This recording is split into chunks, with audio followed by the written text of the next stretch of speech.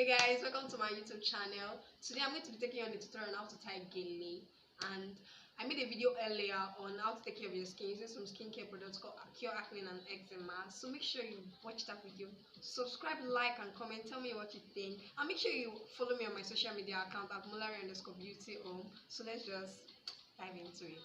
See ya. You would be seeing a different face here because I asked my friend to come and do the tying because I wanted to be the one to record the video, so it will be something better even though it's not so perfect. So you'll be seeing a different person tying, and she's my friend, she's very good at what she does. So what we first did was to divide the GELE into 70-30, and that's making a one hand longer than the other. So we made our pleats. We made the pleats into 5, and you have to make sure your pleats are straight and as convenient as can be. You can make it into 4, you can make it into 5. So don't mind on my professionalism here. Why is dark? I was trying to show you the back and how you would lay the GELE over. So as you can see, we already laid the GELE. Then we have to turn the hand. The shorter hand will be underneath, while the longer hand will be on top, because it will be the one will be turning over to make a second layer of the pleats. So that is all for the first layer. So now we would have to, if it's possible, you can ask your model, whoever you're tying the GELE for, to hold the hand of the shorter GELE so you can make any adjustments, because the GELE needs to be firm. I'm sure you don't want your customer or anybody you're tying a GELE for the GELE to loosen during the course of moving around or any other thing the person does. So now this is time for the other pleat, the other layer of the GELE. You move the longer hand over and you make sure it's straight. Then you begin to make your pleats. Making pleats is actually not that difficult. You just have to hold with your thumb and another finger. Then you press down. Then you use your other hand, which might be your either which one you're convenient with. It can be your right or your left hand, to pull the GELE over, and then you make a straight pleat. You keep doing that. You keep making your pleats till it is convenient, till it's okay. I don't think it's about convenience now. It just has to be how much you want your pleat to be, or how the GELE is going to be enough for the patient. Some GELEs can be small, or the length might not be enough, or the width might not be enough. Something can just be up with the GELE. So it's how much. For this style, I would advise you make your pleat a little bit high, so the beauty of the style of the GELE can come. So as you can see, we keep making our pleats. You can see the GELE is already forming exactly something very beautiful. GELE is so nice, and it definitely a showcase. We Yorubas and other tribes even love doing the GELE attire.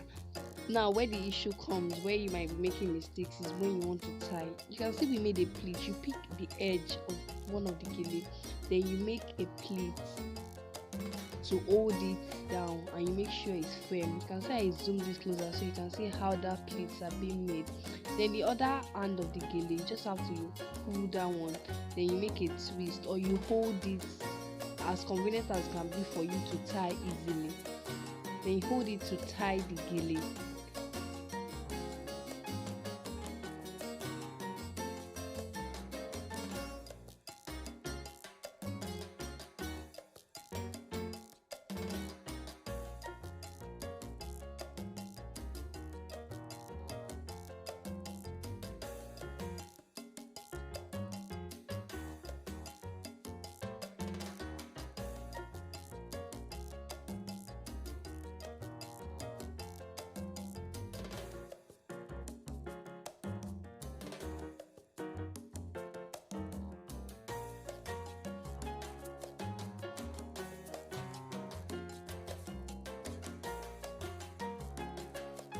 Time now, it's time to make the pyramid. I'll call this pyramid GELE. My friend and I decided to call it pyramid GELE, but we really don't know what they call it out there, but I would call it pyramid GELE. As you can see, we are making more pleats, and this pleat has to be not tight pleat, it has to be loose pleat, so the pyramid can form properly. You make loose pleats, at the same time firm. You make loose bit. That's why I would advise you use very good quality gele to tie this kind of geles that you might not necessarily need to pin down or use stapler on the geles. You just hold by themselves. So as you can see, we are pulling our gele up. This is actually easy without me even explaining it. See, the moment you get your first layer plate and your second layer plate, forming that pyramid is quite easy. It's no big deal. So trust you're going to get it. So you do your necessary adjustment. You make sure your pleats are firm and are straight. When I mean firm, I don't mean tight, I mean just straight. Then you make your V a pyramid gele. Then you make your pyramid gele by molding it. Just mold the V from the middle. But the moment your pleats are properly placed, that will be really easy. And if the gele is good and soft, it will be really easy to form your pleats. So as you can see, that is all for the front of the gele. You can just do other necessary adjustments to see if your gele is perfect. Because gele has to be perfect. Gele brings out the beauty of the whole outfit and even your makeup. That's the beauty of having a very beautiful gele.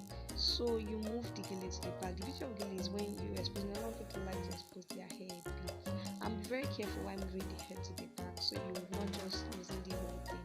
You have to be very careful while doing that. So you move it gently to the back to bring out the beauty of the gele. Now let's move to the back. You have to make the back of the gele beautiful. Really, you don't want a messy end after making doing a beautiful job in front. So the person does not have hair, it's actually quite difficult to make a nice roll around the hair. But now if the person does not have hair, you just have to make use of pin, stapler, whatever it is you are convenient using while tying your gele. And it has to be really convenient on the person's head. So you see us use pin here because the person we use actually make our hair. So we have to use a pin to make the gele full. And that is all for this gele. That is all for it. You just have to be quite different. Don't make it messy. And that's all. I hope you learned something, and I really apologize for my own professionalism in this video. I hope to make better videos another time, but this is a phone camera. Like, I just had to do something to share with you guys, and I hope you learned something from it. Before I go to the next style of the gele, I hope you learned something from this.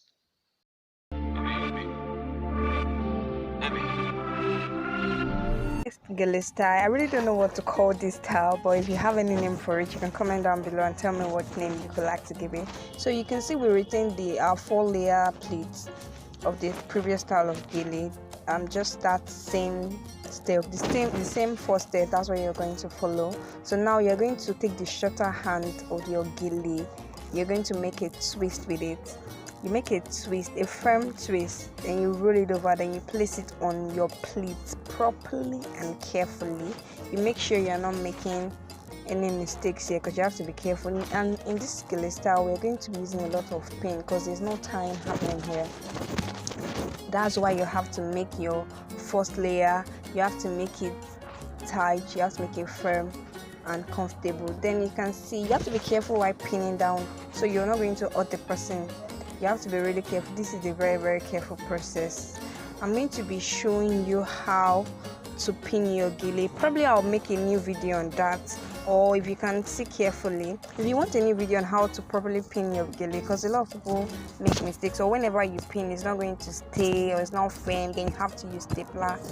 It's actually not necessary to use stapler, and that's because you might not get stapler everywhere you go, and it might even be too heavy for your carry box. So you can just use your pin to pin down the gele. You pin it properly and make sure it's staying. Make sure the gele is firm. Make sure that twist is staying. You don't want it to loosen or get messed up. Done. Now that you've successfully pinned your gele down, your twist down, you pick the longer side of the gele, place it over on your twist. You need to be very meticulous with this. You need to be careful so as not to ruin all what you started. Then you place your longer gele on your twist on it, then you begin to make another set of pleats. These pleats don't necessarily have to be tight. It just has to be good enough. It has to be a very it has to be well laid. You do your pleats, you keep making your pleats.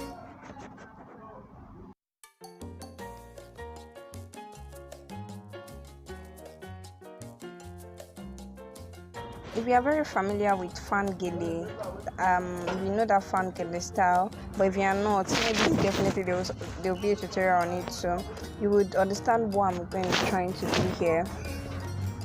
You continue making your pleats, but now you are not making a round pleat. You begin your pleats after making enough pleats for the left side. Then you begin your pleats halfway to make a fan gele style. You keep doing that. You make sure your fan is forming. You make sure you are getting that shape you expected to get. When you are done making that side, then you make sure your fan style gele is going behind your twist. You'd make that pleat to hold everything all together, then you place it behind. As you can see, it's behind the twist. It has to be behind the twist. Then you roll. That's like your form of holding all those things. It has to be firm so this style can stay. Then as I said earlier, we are making use of pins.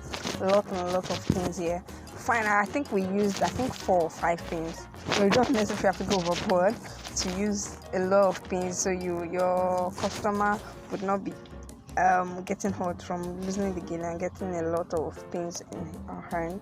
Then you pin your gele properly. You pin, like, you remember what I said about making the back of your gele beautiful? It has to be beautiful. Then you make necessary adjustments. As you can see, this is it's looking fabulous already without us even making all our adjustments. You'll be seeing how we did the adjustments to make the gele look beautiful. It has to be firm. Taking through the process. Make sure your gele is firm. If you have to use more pins, just make sure your gele is firm. There is no tying happening here, so the only form of holding down the gele is the pleat. So make sure your gele is firm. Then you do your necessary adjustments to make the fan edge of the gele. Now you get your, will I call it sweet fan gele? Please give me names. Just give me an idea of the names.